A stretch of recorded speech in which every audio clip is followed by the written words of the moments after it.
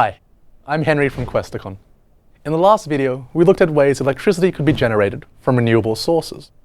However, what about all the energy that Australia requires for transport?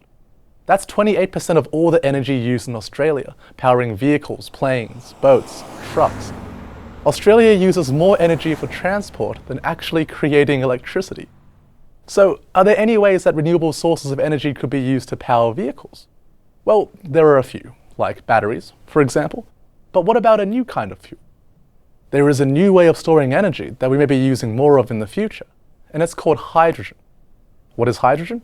Hydrogen is the most common element in our solar system. It's a very light gas, and it has a very intricate relationship with water, water being H2O. If you put an electric current through water, it generates hydrogen and oxygen gas through a process known as electrolysis. I have a small electrolysis kit right here. An electrical current through water causes oxygen to form at the positive anode and hydrogen to form at the negative cathode. And as you can see, twice as much hydrogen forms as oxygen because water is H2O. Alternatively, if you recombine hydrogen with oxygen, you create water and release a lot of energy. Let me show you. If I combine 2 parts hydrogen gas and 1 part oxygen gas in this tube, and ignite it, we get energy. Plus, if you have a look at the end of the tube afterwards, water is produced.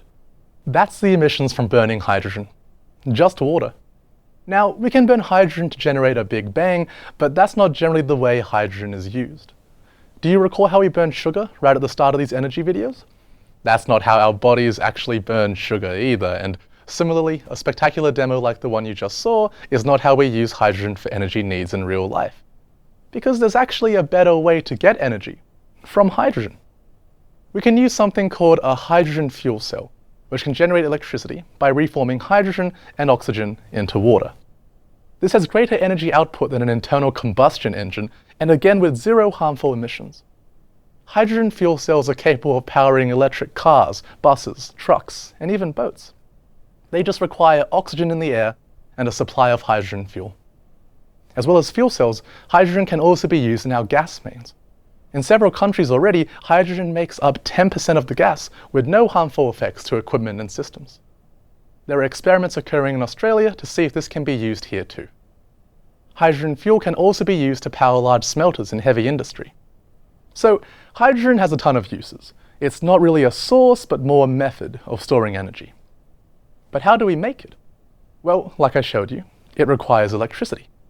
However, the main way of currently making hydrogen is by using electricity from fossil fuels, which kind of defeats the point of using a clean fuel like hydrogen. But if renewable electricity can be used to create hydrogen, then we finally have a clean and energy-rich fuel that could become as widely used as oil. The future could provide huge solar and wind farms, where the resulting electricity is used to make hydrogen for exporting all over the world. And because Australia has access to a huge potential amount of renewable energy, that could place our country as one of the world's leading energy suppliers. In fact, there are predictions that hydrogen could be a multi-billion-dollar Australian export by 2040. And that means that you could be working in industry, designing and manufacturing innovative hydrogen systems, vehicles, and so much more. A plan called the National Hydrogen Strategy has been promoted by Australia's former chief scientist, Dr. Alan Finkel. And every state has already signed up to it.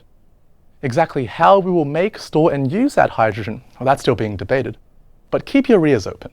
Hydrogen is definitely something you'll be hearing a lot more about.